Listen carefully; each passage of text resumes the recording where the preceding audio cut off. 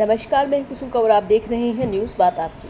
थोलाई में 9 जून से 108 कुंडात्मक श्री राम महायज्ञ। जयपुर जिले के थोलाई स्थित साधाली हनुमान जी मंदिर में 9 से 17 जून 2026 तक 108 कुंडात्मक श्री राम महायज्ञ व श्री राम परिवार विग्रह प्राण प्रतिष्ठा महोत्सव आयोजित होगा।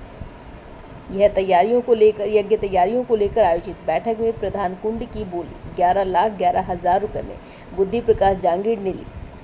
श्रीमद् भागवत पूजन, शिखर कलश व ध्वज की बोलियां भी श्रद्धालुओं ने लगाई। यज्ञाचार्य शास्त्री सत्यनारायण इंदौरिया ने बताया कि यज्ञशाला निर्माण 108 कुंडों की तैयारी और अखंड रामचरित मानस पाठ जारी है। आयोजन में श्रीमद् भागवत कथा का वाचन स्वामी श्री वेणुगोपाल शरण देवाचार्य जी महाराज करेंगे। Bureau report Satyanarayan Sharma.